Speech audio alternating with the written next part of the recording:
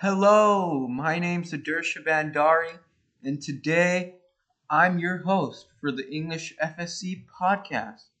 We are going to be talking about how our current school system is totally whack, and we should reconstruct the way we teach. I will have several guests come to the podcast and argue with or against me, and I hope to have lots of fun. For my first guest of the podcast is Shayantika Ghosh. Hi, Shayantika. How are you doing? Hey, I'm great. How are you doing? Good. And for today's podcast, you will be arguing against me. Is that correct? I will be. All right. Do you have any opening statements? I do. I'd like to start off with my strongest point, which is being that there really is nothing wrong with the school system at the moment, and we can see this by um, the amount of success stories we have from school, the amount of people who are graduating and follow their education and are able to get stable jobs and live happy lives. So clearly, why are we trying to fix what isn't broke? All right. Since you say the school system isn't broke, let's talk about high school dropouts. We hear about these dropouts making billions and billions of dollars. Just look at Jeff Bezos and Bill Gates. They dropped out of high school at a young age and now they are the richest people on earth. Yeah, that may be true, but when we look at it, we see that it's like one out of what hundreds of dropouts. I think it's more based on the individuals themselves rather than the fact that they quit the school system, because maybe those people just had the talent, the luck, and the hard work to be able to do that, but that's not necessarily the same for all dropouts. Okay, speaking of individuals themselves, as you probably know, everyone has their own unique learning style. And do you really think schools adapting to all of our learning styles? Yeah, I do believe that they are actually. If we were to talk about the curriculum, like I know a couple years ago, then maybe I wouldn't be able to say the same. But I really can see that our curriculum is adapting and changing to better voice our opinions and our goals. And also, school administrators, educators, and staff are all working very hard to make sure we are happy at school, we're learning the right way at school, and I think that anyone can talk to their teacher about any struggles and they will be taken care of. You say that, but do you have any examples? Yeah, I think so because if you tell your teacher that you're more of a visual learner in math, for example, then I think teachers will show you different ways of solving the same problem. You can solve it algebraically, but they'll also teach you how to solve it using tallies or like drawings, or you can be a visual learner and learn more like that rather than algebraically, or you can just learn it algebraically. Just talk to your teacher about it, and I think it will accommodate you. What about when learning styles aren't available? For example, the ones who learn by experience and touch. What will the teachers do about them? I think that's also starting to become more prevalent these days. As you can tell, for example, in science, we do labs. Yes, the teacher can tell us exactly what happens in a lab, but they let us experience it. They let us go through the experiment. Thank you so much, Shayantika, for your arguments. It's been a pleasure having you on this podcast. If I have time at the end, I am hoping to invite you back. But, anyways, thank you. Sounds good. Okay, that was Shayantika Ghosh. Our next guest for this podcast, his name is Eric Zhao. Eric Zhao, say hi to the camera, greet yourself. How's it going, guys? Eric, so you will also be talking on today's podcast. Will you be arguing for, and are you arguing against me or not? I'll be arguing for that. So I think one of the big factors we should change about school is grades, because a lot of people, including me, put a large emphasis on just a single number and the effort that goes into it.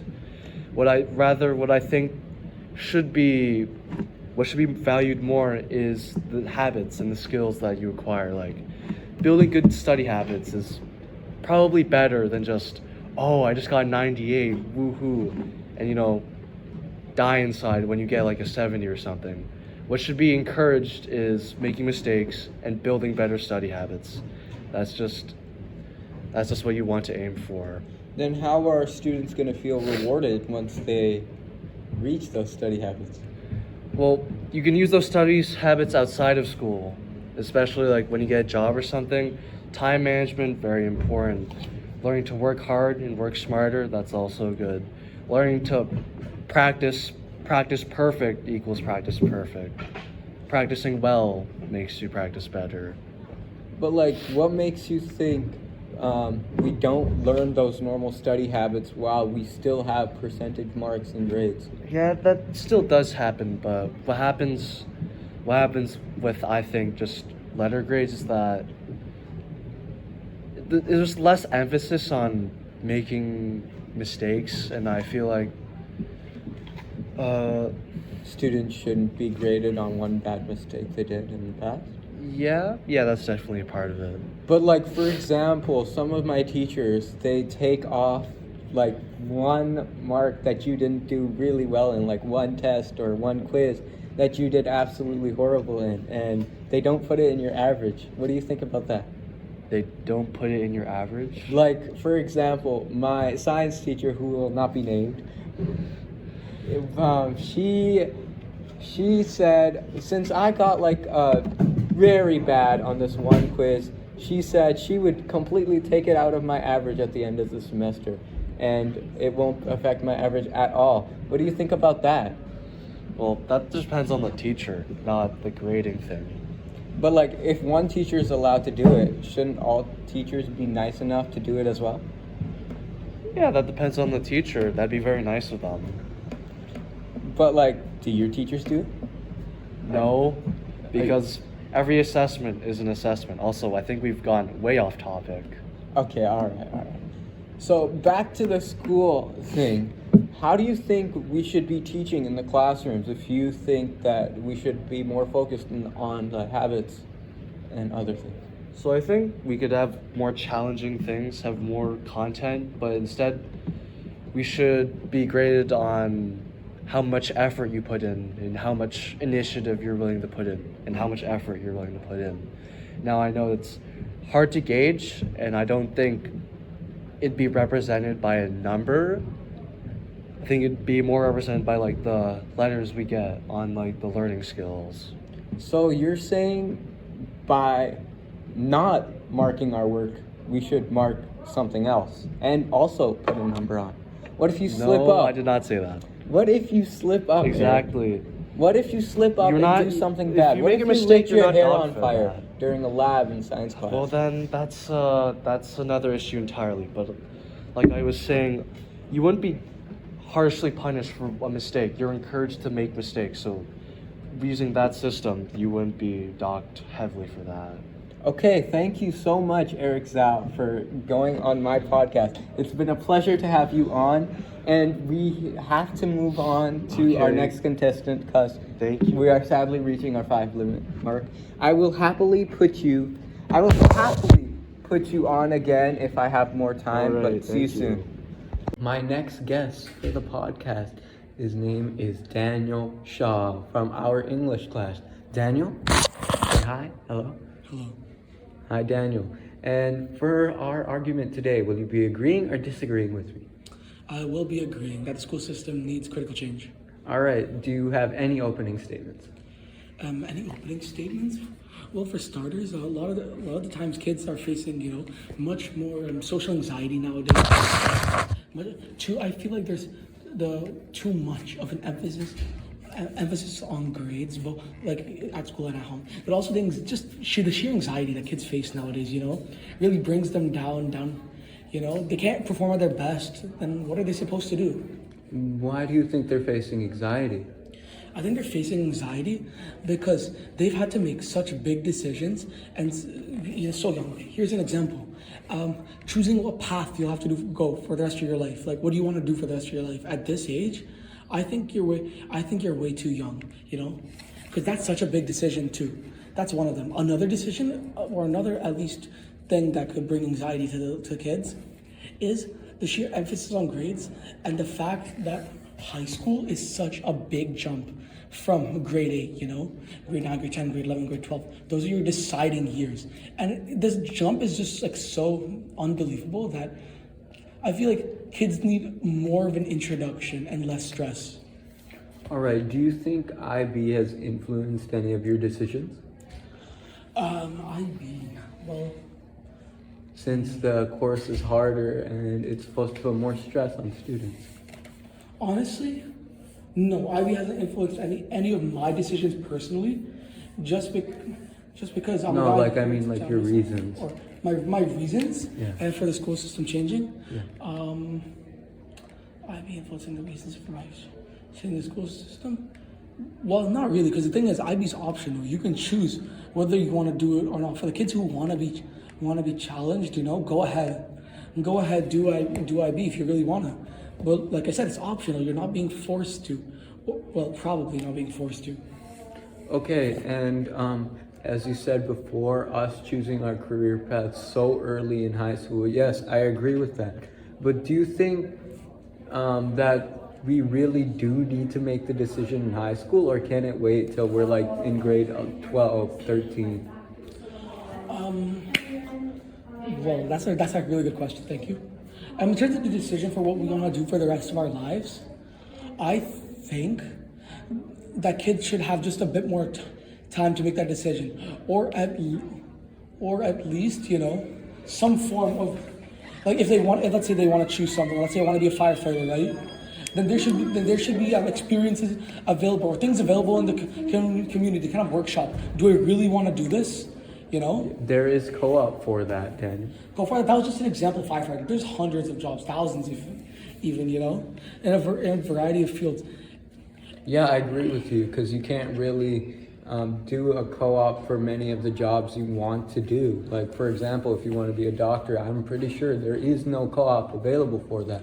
And you wouldn't have the necessary skills to be in that environment. Yeah, and on the topic of like high school preparing you for after, let's say if you do want to go to college or university, a lot of the times one of the bigger problems with college or university is the fact that it costs money, like a lot of money, and that can be tough for people to pay off. You know, like a lot of kids go into student debt through this, and you know, in high school there's supposed to be a lot of scholarships you can find. You know.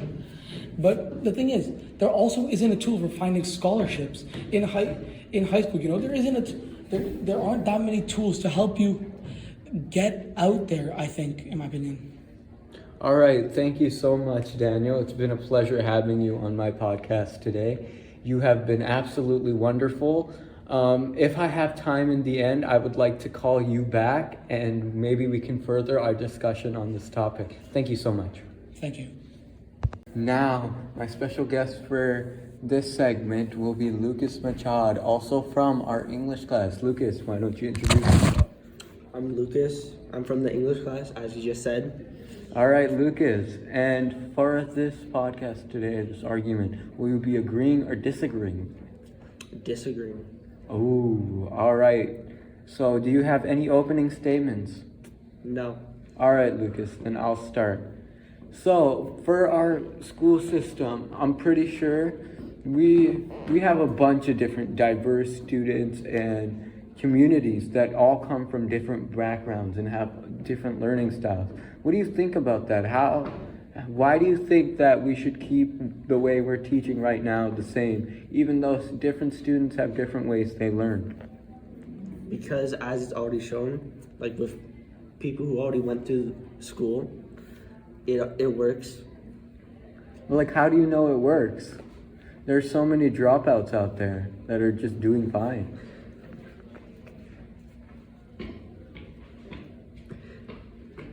Well,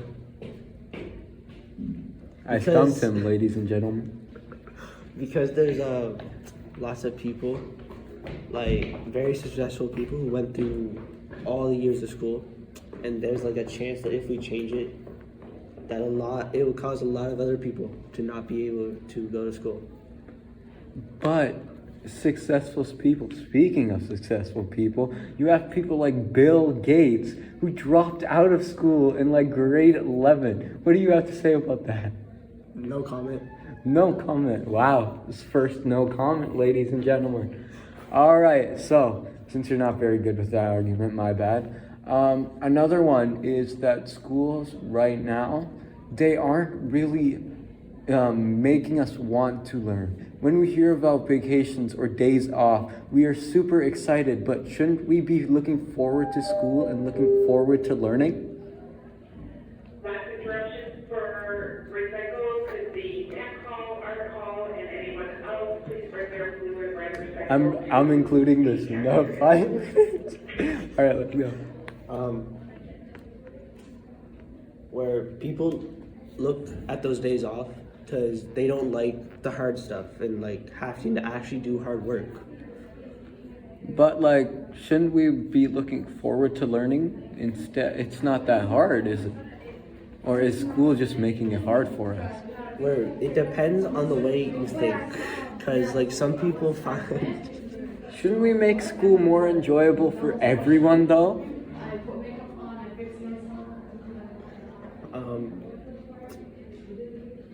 Yeah, we should. Yeah. Guys, I've just reformed a student here, so you'll be agreeing with me now. All right, so do you have any opening statements about agreeing with this conclusion? No. No. All right, I'll start one off. In one of my 3 sources, I had one person who, who was talking about how we should be teaching students in a way that really excites them and that makes them, we should be teaching students how to learn, not just throwing stuff at them. For example, this really shows in science class.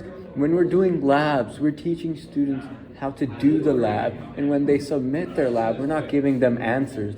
No, we're teaching them how to do it, and the teachers grade on how well you actually completed the lab. It doesn't matter what your results are as long as you wrote everything down with the correct criteria.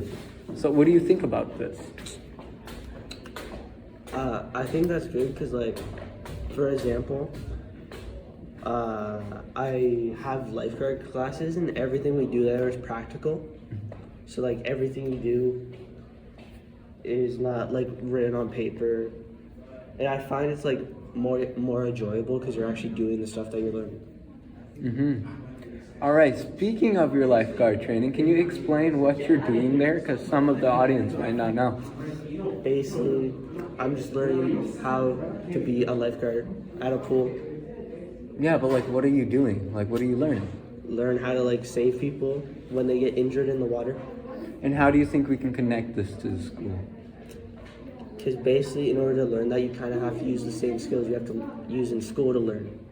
And like, you're saying like we should have more hands-on training and more learning and more diving into knowledge other than just like writing stuff on a piece of paper. Yeah. Yeah? Thank you so much, Lucas, for being on my podcast today. It's been a pleasure having you, and I hope to talk to you again. I'll see you later. See you later. And I am back with another guest, Mrs. Addison Alfonso, also from our English class. Addison, introduce yourself. Hi, my name's Addison. All right, Addison, and you will be agreeing with me, yes? Yes. All right. Do you have any opening statements? I think we should make class less boring. How do you think we should More make awakening. class? Like, how do you think we should make class more awakening? You mean like awake students from? Yes, pretty much. Yeah? I think maybe we should involve, like, at least one day a week involve, like, games and teaching to get students more, like, into it. That sounds so much fun. How do you think we're going to incorporate that into their lesson plan? Well, you could do a Kahoot to help learn stuff.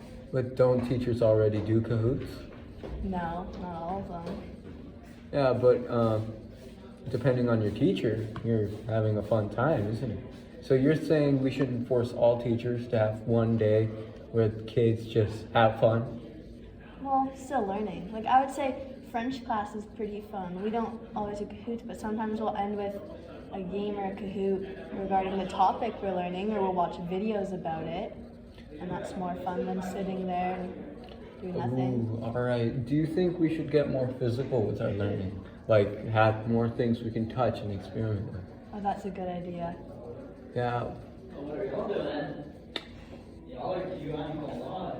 That's crazy. All right, so back to where we were. Do you think we should have more things we touch? Like, for example, in science class, we have labs and all that. How do you think we're going to incorporate that? Yes, I think, yeah, that's pretty fun. You could, I don't know what you could do in English that you could touch stuff, but Let's brainstorm. you Like, could go in groups, maybe go around the classroom to different stations. or maybe That's even fun. go outside. Oh, true. Go outside to read would probably be more fun than reading in the classroom. More Ooh. open-minded. So you're saying we should be going outside and having lessons outside at least once a day, at least once a week, every I single think week? that could be fun. Once a week, a couple times a month, you know. And for our writing and stuff like that, how do you think we're going to be able to do that outside? Well, there's tables outside. Really? And and there are hundreds, well, not hundreds, there are like a lot of classrooms inside this school. How do you think we're going to manage taking everyone outside? at the They same can have time? a schedule like they do for the laptop cart. That's very smart. And where are we going to get all this money from to buy all the tables and chairs to put outside for each We already classroom? have tables. And we're just going to take them outside. We already have tables outside. All right, that And sounds. if you need money, just start a fundraiser for something.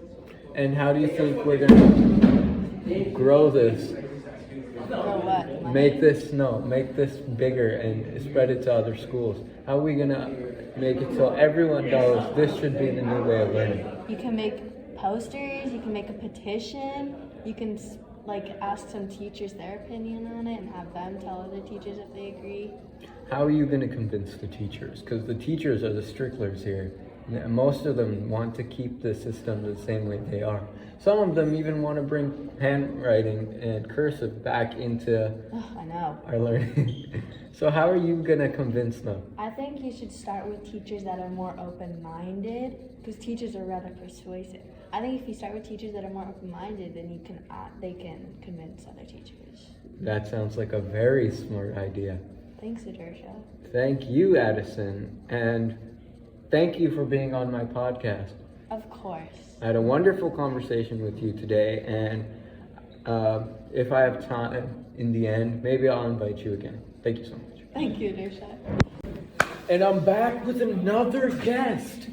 This time, I have Nicholas Eftimov from our English class again. Hello, Nick. Say hi to the camera. Hello, how are you guys doing? Hi, Nick. And you will be agreeing with me that schools need to change, correct? I fully agree with that statement, yep. All right. Do you have any opening statements? I think they need to make school more enjoyable for all the children. How do you think they should do that?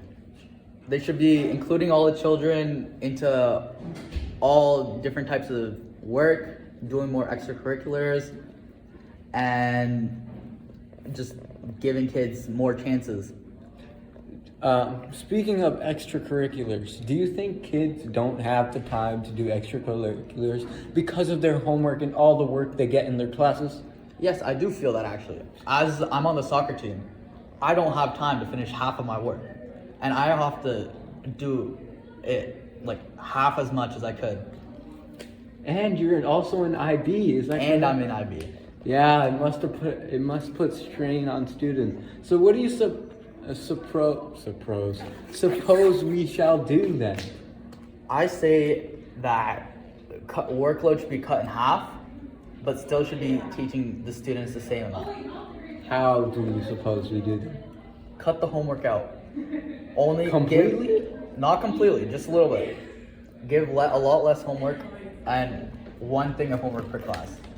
That's it? That's all you think we should do? You think that's going to have a huge impact? Yeah, I think so. What about in like university and when you get a job, your workload won't be as cut as it is in high school. How do you think students are gonna transfer those skills? Do you think they'll be ready for university? They should be ready for university, especially if you're taking the IB curriculum. But you just said we should completely cut out homework. You said you were agreeing. Well, I have to find cracks in your cases and expose them. That's my job. Well, the homework doesn't have to be cut out completely, just little bits of homework. It doesn't have to be every day. It doesn't have to be every day. No. And how do you suppose all 4 of your classes every single semester are gonna comply with this? Friday's off. Monday is the first period. Second period's for second homework. Third period gives up for Wednesday. And Thursday's fourth period. It sounds like a very valid strategy, Nick. And how do you think, like, who's gonna enforce this, Nick? Who's gonna enforce this on all these teachers? I say it would have to go up with the school board, and the school board would just have to give out an announcement. And what do you think students can do right now to enforce this later? And they could all start just not doing their homework. They could be talking to the school board starting now. They could be just doing a lot less. About not doing your homework.